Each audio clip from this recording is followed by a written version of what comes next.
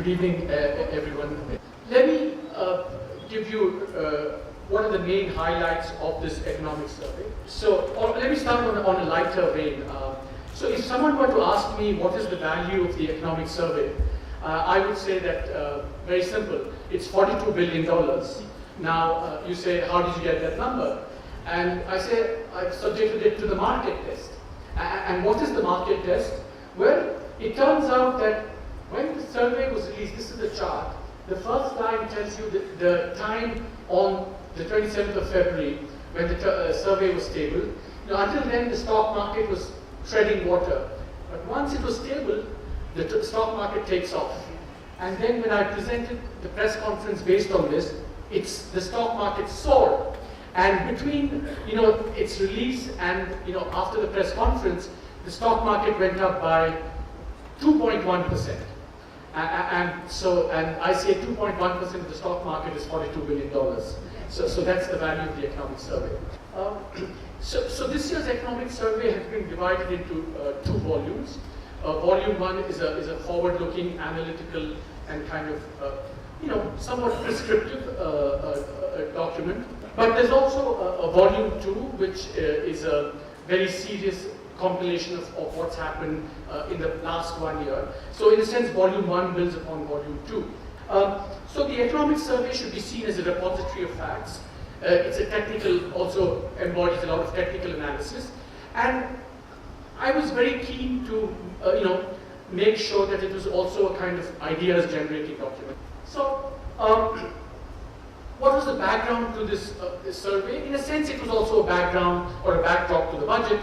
And what we said was that this was really a sweet spot in Indian history. And we have a line, obviously plagiarizing the great speech by Panditji. We said that this is a moment that comes but rarely in history. And why was it? Why was it that kind of rare moment? It was a rare moment because it combined two things. We felt that there is a real political mandate for economic change, and that's what the election of the government represented. But it's combined with what I think is a genuinely benign, benevolent external environment towards India, which consists of two things. One, of course, oil prices, commodity prices are down, which gives us a lot of room for policy making in India. But I think more importantly, it also, India is now looking very good in a relative sense. If you look at Europe, Japan, Brazil, Russia, South Africa, and even China is actually slowing down. And but India, by contrast, is kind of looking up. And India and the United States now represent kind of one of the two, really promising spots in the world economy. But so this kind of sweet spot, rare moment history actually allows India to, to dare that we will actually attain double-digit rates of growth. And that's kind of the ambition, the objective that we should set ourselves. And those, growth is really fundamental, 10% growth, to attain what we thought were two fundamental objectives. The first objective is, what we call wiping every tear from every eye. But then, you also have to provide opportunities. So in order to, satisfy the aspirations, we need to generate the growth to create the opportunities. So the question was, and kind of the underlying theme of the economic survey was, how can this growth be achieved? What are the policies that are required to achieve this growth? Now, before we get into the policies, just wanted to give a sense of, broadly where do we stand on the macroeconomic situation. The current account, which shows our vulnerability, how much we're borrowing from the rest of the world and how much we're vulnerable to capital moving in and out. That's improved considerably. You can see the stock market has done very well, and as you can see, even unrelated to the economic survey, it's done very well. And then, of course, GDP growth, which was decelerating for about 12 quarters, has now bottomed out and is beginning to pick up again. So really, the macroeconomic situation has changed quite a bit. So we kind of then went through what are the various policies that will be here. So let me give you just the outlook for some of the key indicators before we get into policy. First thing we said was that inflation is on a downward trend. We think that there's a structural decline in inflation because of three reasons. One, the price of oil has come down, so that's brought down inflation. But what was a surprise, especially to me, was, remember in India, inflation is determined a lot by agriculture. When I first saw that chart, that shows rural wages rising very rapidly, and that period was associated with rising inflation. But then in the last 2 or 3 years, it's kind of really decelerated very, very sharply. I want to focus, the remaining few minutes on 3 or 4. What are 3 or 4 of the big ideas in the economic survey? And idea number 1, I think, is the need for public investment. Why did we come at this diagnosis about the need for public investment? It's not this sudden, belief that somehow the government is going to do a great job of, investing and the private sector can't. It arose out of an analysis which said that private investment in the economy has been weak. So on the one side, private sector balance sheets are weak. On the other side, mirroring that, banks' balance sheets are not very strong. Of course, there are areas in the Indian economy which genuinely require more public investment. And in the survey, we have a chapter on railways investment where we show that the returns to railways are very high. So the point was that, one, you need public investment, of course, intrinsically, because there are areas where public investment is under supplied, and there's a private sector deficiency which needs to be filled in, and therefore hence the need for public investment. So that's one idea. But remember, the second idea is that as you increase public investment, do we need to sacrifice fiscal discipline? That was the big challenge in the budget. And what we argued was that you could do both public investment, which the economy needed for growth purposes, without sacrificing the government's commitment to fiscal discipline. And here, I think it's important to kind of take a little detour and talk about what I think was a third big kind of development or idea. That's not due to the economic survey, but something that happened as we were thinking about the budget, which is the 14th Finance Commission. The 14th Finance Commission made its recommendations, and this is a chart here on the left-hand side. The first bar shows what percentage now of India's taxes are going to be collected by the states. Before the 14th Finance Commission, it was 55%. After the 14th Finance Commission, it goes up to 62%. Now, this is, of course, important in itself because it unleashes what we call, cooperative and competitive federalism. The fact that now states are going to have more power, that means that, India is going to become more decentralized, and that's going to have a powerful impact on growth and change in India. The way it's going to happen is because of what I call this competition between states dynamic. So the 14th Finance Commission, which came just before the budget, unleashed these powerful forces, and in fact, the government, in accepting these recommendations, it furthered cooperative and competitive federalism, and unleashed this process of change, which I think on balance is going to be very important for India. Now, but that had one big consequence, which is that it reduced the resources available to the center in planning the budget and in setting the targets for the budget. So then the question became, if you have to spend more on public investment, if you have less resources because of the 14th Finance Commission, can you still have fiscal discipline? But what we argued in the budget was, finally the budget shows a target of 3.9% of GDP, but we argued that this was in fact, did not represent any departure from fiscal discipline, because we said, the government needs more money for public investment, it has less resources because of the 14th Finance Commission. Moreover, when the target of 3.6% was set, it was set under very different macro conditions. Inflation was at 12%, the current account deficit was very high. So now things have changed dramatically.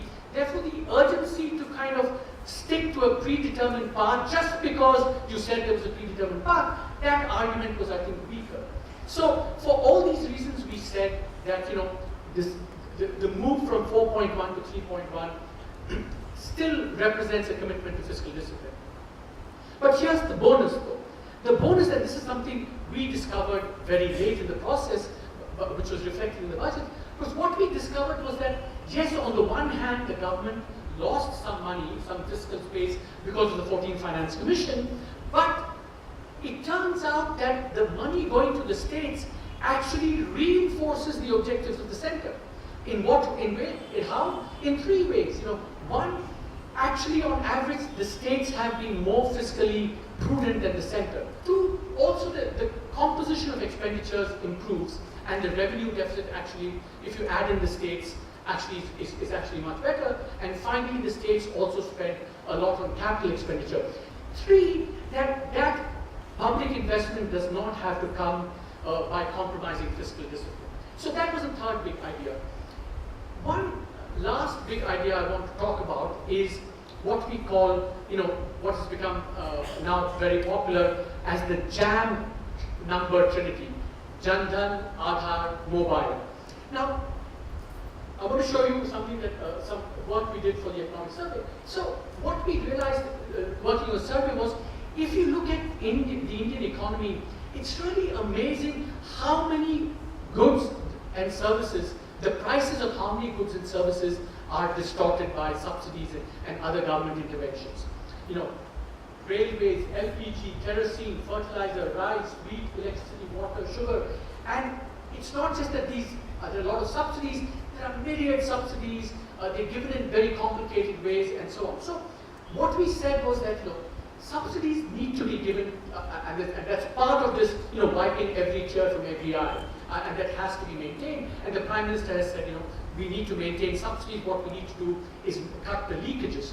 So with that objective in mind of cutting the leakages, what we said was that how much of these subsidies actually do leak. And what you find is that the leakage is just enormous. Just to give you one example, kerosene, there are actually three kinds of leakages. First, PDS kerosene that's given that doesn't show up in the numbers in any way. We call that phantom kerosene. Then you have kerosene that's given, but that doesn't show up. That does show up in the doesn't show up in the PDS numbers, for example. That's the second kind of leakage. And the third kind of leakage is it does show up in the PDS, but doesn't go to the poorest who actually need that. And in the case of kerosene, we said that that leakage was something like 50 to 60%. And the point was that analytically you can show that all of these can be the situation is not very dissimilar for these other commodities. So then what we said was, how do we address this? And then it's obvious that you have to have, if you can combine the Jan Dhan, i.e. the bank number, the bio identification and the mobile number, you can actually provide these subsidies, these transfers to the people who need it the most while minimizing leakages. So the JAM number trinity is, I think, an idea that came out of the work we did. But the flip side of that, remember, is that it has two advantages of doing this JAM in the JAM way. One is that you can, as I said, actually provide these transfers much more effectively. But the second, I think, very important benefit also is that if you can do that, then you liberate these prices. They can be market prices, and then you can get much more efficiency in the Indian economy. In fact, if you look at a very successful experiment that's underway on this, is the cooking gas subsidy, where prices have been deregulated, the money is transferred directly, and what we're already seeing is large benefits in terms of reduced leakage, reduced phantom transactions, and so on. So I think this JAM number trinity as the kind of platform for achieving these big gains in the economy, both from the point of wiping every tear from every eye and from the point of view of providing opportunities, is something that we addressed in some detail in the survey. Now, I can speak on a lot more things, but I won't.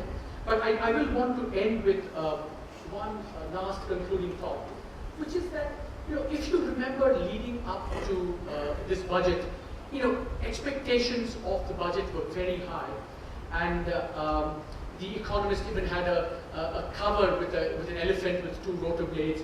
Is the elephant going to fly? And you had all these things going. And so the question was, how should one think about big bang reforms?